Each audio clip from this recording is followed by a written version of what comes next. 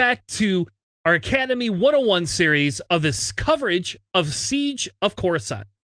For these 2 episodes, we are going to be covering how to play the Siege of Couracent as well as list building and what you can do to accomplish your goals in the Siege of Couracent Star Wars X-Wing that was released by AMG.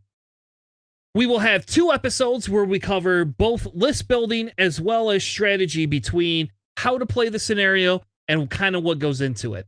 It has been a fun journey to play some of these offshoot scenarios, so please enjoy part 1 of this Academy 101. All right, so you ready for a little bit of Siege of Couracent? Let's do it.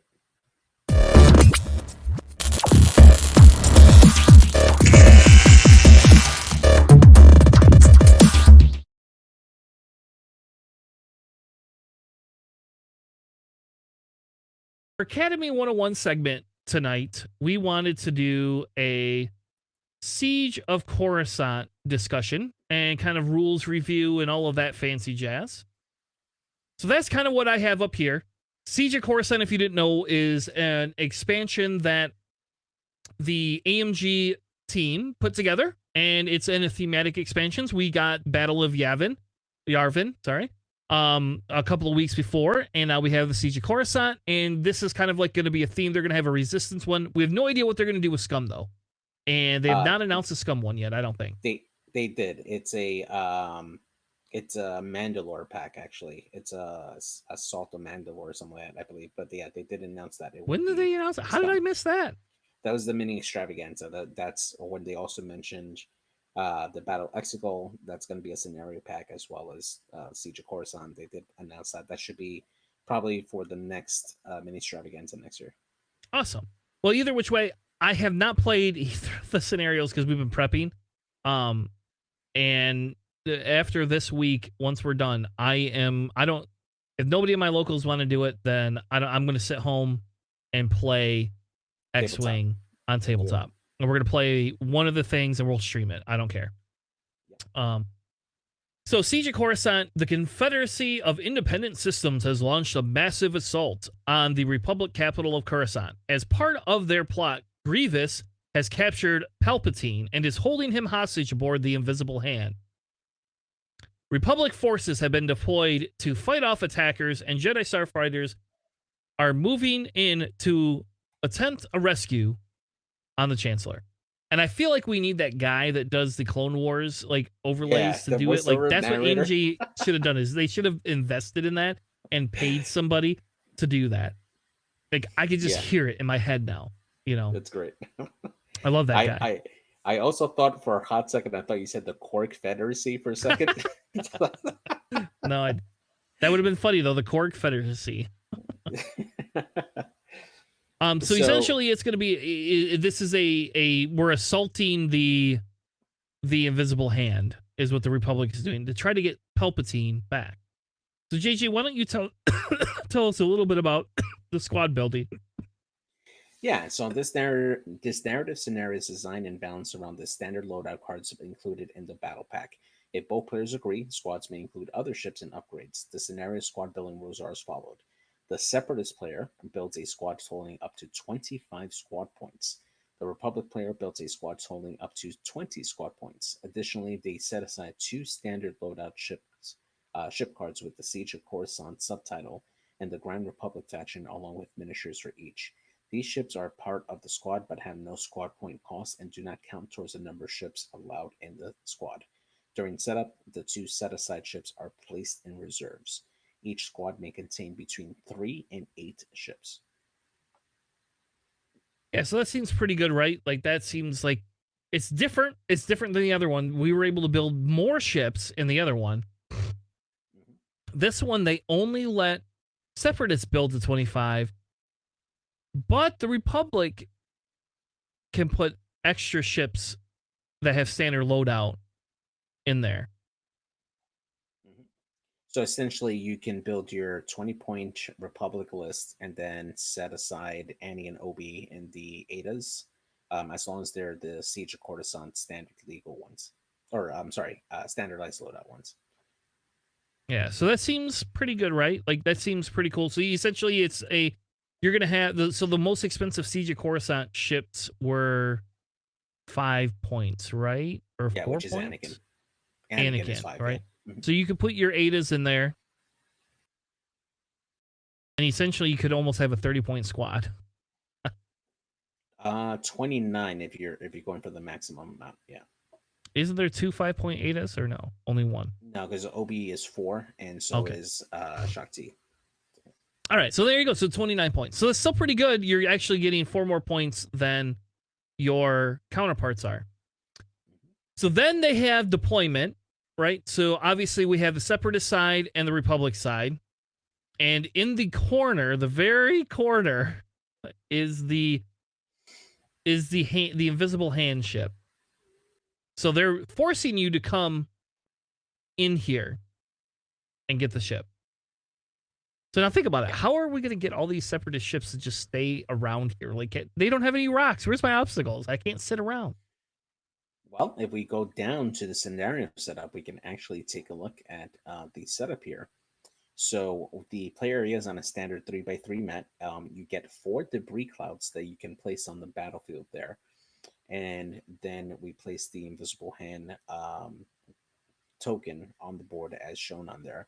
Now, how big is that token? Have you been able to measure it? Is it like a two, like a 2 straight on each edge? I think so. It's a 2 or 3. I have a Okay. picture of it. I have a picture of it later. I didn't think about Okay. putting a template by it though. That's a good. I could run upstairs and get it if you want. It's all right. No, don't worry about it. It's my kit's in the house. It's just upstairs. All right. Well, if you go do that, I'll go ahead and read the place obstacles and place forces that are here. All right, I'm gonna go grab it. That's a good question. You made a really good point. I'm gonna go grab it. I'll be right back. Go ahead. So placing obstacles in player order, players take turns choosing an obstacle and placing it into the play area until the 4 obstacles have been placed. The 4 obstacles must be placed beyond range 2 of any board edge or beyond 1 of each other obstacle and beyond range of the invisible hand. So very similar setup to like a regular game of X-Wing, except that the invisible hand acts as a fairly large obstacle and you can't place any debris clouds around it there. Now, during the place forces setup here, the players place their ships into the play area in initiative order from lowest to highest initiative, using player order as the tiebreaker. The Republic player places their ships within range 1 of their edge, just like a standard game, and the Separatist player can place their ships within range 1 of their edge or within range 1 of the invisible hand.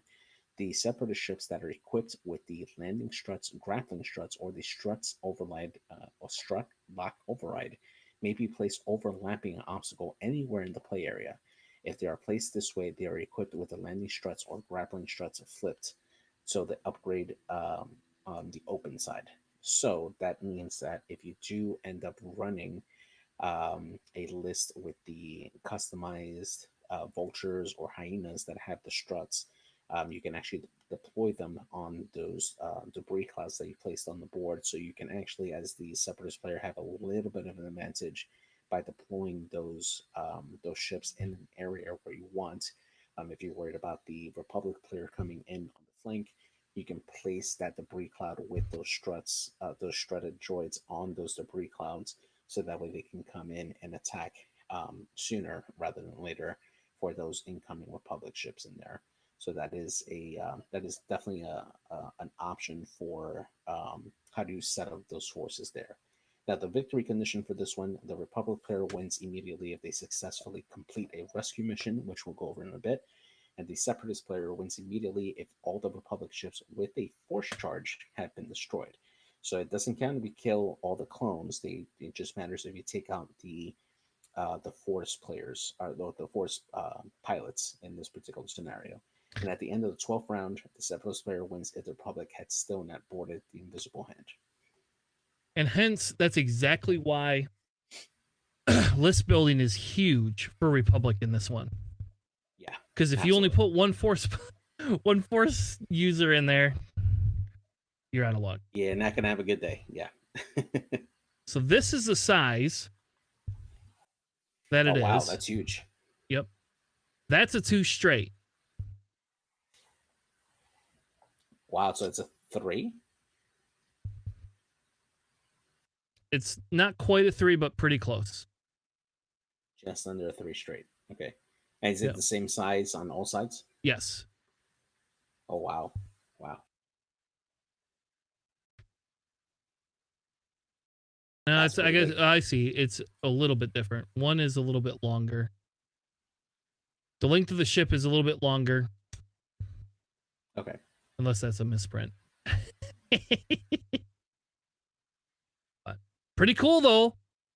I have this in my kit for 2 weeks and nobody's played it with me. And I own enough of the stupid separatists that are in my thing. And this 100% is one where I'm going to have Dooku in there, right? Dooku is like a must, I think, to have in there. Yeah, I think so. And Grievous. Yeah, like that should be one of the requirements. You must take a Count Dooku in some form or way, and you must take a Grievous. That'd be great, actually. Yeah. Not as thematic, but it's good. All right. So now let's talk about scenario rules. A scenario feature is a type of marker that is placed into the play area to facilitate scenario play. Scenario features are objectives but cannot be removed, attacked, damaged, locked, or destroyed unless specified in the scenario. The invisible hand represents the docking bay entrance of the capital ship. The Republic player must destroy the shield generators and board the ship to rescue Pelp. Which you don't know I guess you don't know it's Pelp yet. So there is a tracking card for the invisible hand that details the shield ratio of the invisible hand. Would you like to see that card before we go on with the rules? Yeah, let's do it. Let's identify what that has. Yeah. There's a fancy picture as well. I was very excited by that picture. I want that as my background now.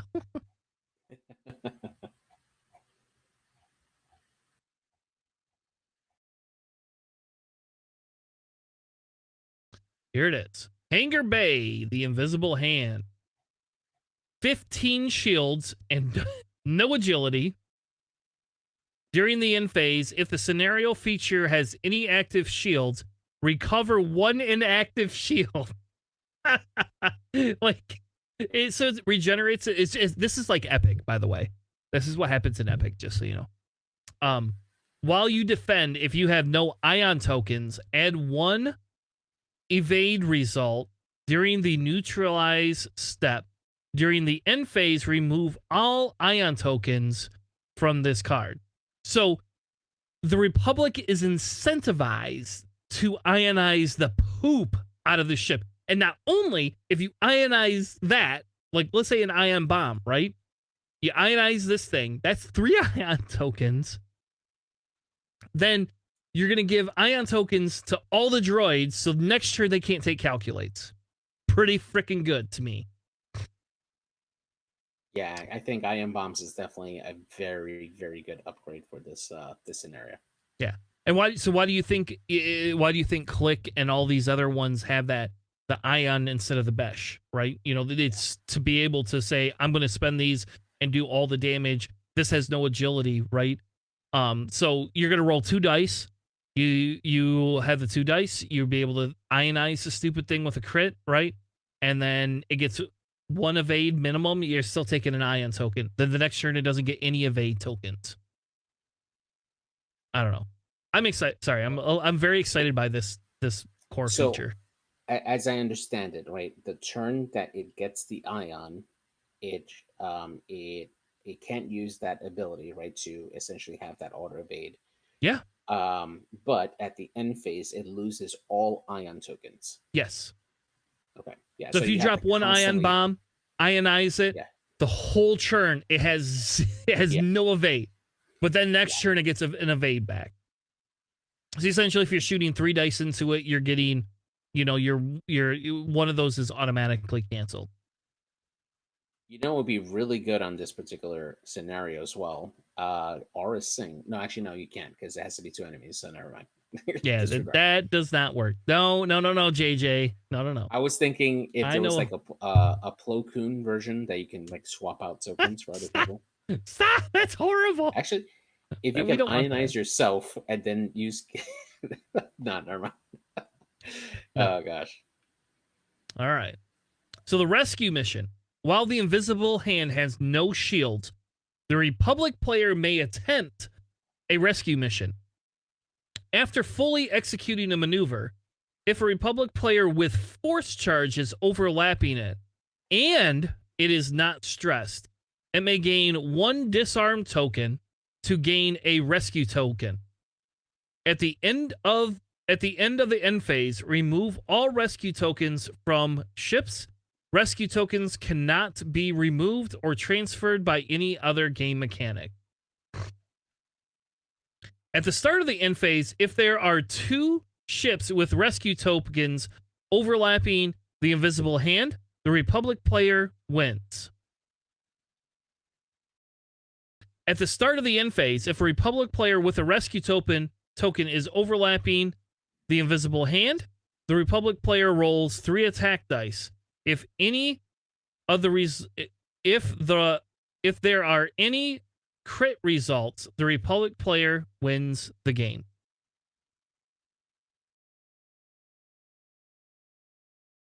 So you can win by having two ships with rescue tokens. You can win by having one ship with a rescue token and rolling attack dice and getting a crit. Now, it doesn't say whether you can. I'm assuming you cannot mod these. Yeah, no. That would be my assumption. Like a road roll, essentially.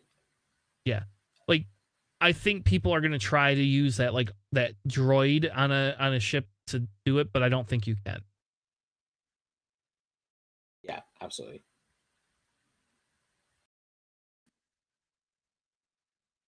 Now, now just thinking outside of like the Republic and Siege of Coruscant, if I was to use any particular pilot in mind for this scenario to work out really well, I'm thinking that I would have Han Solo in the YT-1300 with like Kanan Jarrus, so he can rescue Palp, and then re-roll the scenario objective with the rescue token using his ability. All right, I'm not letting you do that. That's no. All right, the next piece of this says for the full might of the Confederacy. So this is kind of a contingency thing, right? Starting in the second round at the start of the planning phase, not our show, but the actual show here, you know, the game. The Separatist player may choose one destroyed ship with the contingency protocol upgrade. So they got smart and specifically didn't say any ship.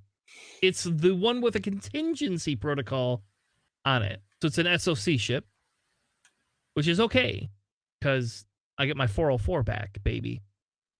Yeah, and we don't want a regenning Jango Fett or Aura Singh coming back after or Grievous turns or Grievous, right? If they do, shuffle all assigned damage cards from the chosen ship back into the damage deck, recover all charges on non-limited upgrades, and place it anywhere in the play area beyond range 3 of an enemy ship. Then the ship gains 1 stress token, and the player sets the maneuver dial. So that seems pretty good, right? Yeah, you get to bring a ship back in. It is stressed, so if you figure for a bomber, it's a 3 straight. If it's a bomber is 3 straight. A droid is 4 straight, and I think a tri-fighter is 5 straight. Yes, that's and right. You know I'm going to be running tri-fighters. Yeah, absolutely. Because I never get to play them. And they have the hard 3 as well, don't they? I think so, yeah. That's actually spicy. I like that. So now they say, this is where the fun begins. Starting in the 3rd round, so now we've got to remember all this crap. During any planning phase, the Republic player may bring in their ships from the reserve area within range 1 of the board edge. All ships that are in the reserve area must be placed during a single planning phase. Yeah. I think that this is probably just a way for the Republic to essentially clear the road for these Jedi to come in and try to get into the hangar bay. You can essentially set up the ADAs if you're bringing ADAs to do the system phase boost, and then do a 5 straight, and that should get you pretty close to the area where the ship is. Yep. Now, they have a contingency that says if you are using an ADA or a Nimbus class V Wing and it's placed by this rule, you may attach the hyperspace ring. We get to use the hyperspace ring, JJ. I'm so excited. That is so exciting. We actually get to use an epic tool in standard or whatever this scenario is, right? Yeah. And you can attach it to that ship miniature. If you do, the ship can be placed anywhere in the play area beyond range 1 of obstacles, range 3 of enemy ships, and range 3 of the invisible hand, and range 3 of the enemy edge. Yeah, and so for people who don't know what that ring is, it is the ring that comes with the Ada 2 when you purchase it. Normally, it is epic only, but the actual the ring itself does have its own stats. Now it has 2 shields, 1 hull, and 1 evade. The wording on the hyperspace ring, it says you can dock 1 Delta 7 Aether Sprite, an Ada, or a V Wing. While the ship is docked with you, you gain that ship's initiative and are assigned that ship's style. While you execute a maneuver, reduce its speed to 1. Before you execute an advanced maneuver, execute a white stationary maneuver instead, and then you may rotate 90 degrees or 180 degrees. While no ship is docked with you, you are not assigned a maneuver dial and do not activate or engage. So this essentially makes this do all those turnaround maneuvers. It basically turns into like um, a mini U-wing, essentially being able to rotate without taking any stress. Yeah. And it has 1 agility and 1 hull and 2 shields. So does it add that to your your ship? No, I believe it is separate, but I'm not sure. I'll have to read up on it. I'm not sure if it does add on to it. I believe it's just the ring itself by itself, Oh, so because good. it would essentially stay stationary once you detach. And that's right. And you're just detaching, and it doesn't do anything other than you can fly back to it if you wanted to. Mhm. So it's kind of silly. I'll be honest, it's kind of silly, but it was kind of fun. I don't know, like I like that. I think that's cool that they're using something AMG created that we haven't been able to use because not a lot of people play Epic, and like this is something to me. This is something really cool, just personally. Yeah, I like it a lot. All right, and then there's the final artwork right there. We can go through all the cards, but it kind of seems silly too. Yeah, we can do that for next week. Yeah. So, I don't know. I'm excited. That is our Academy 101 segment on how to play Siege of Couracent.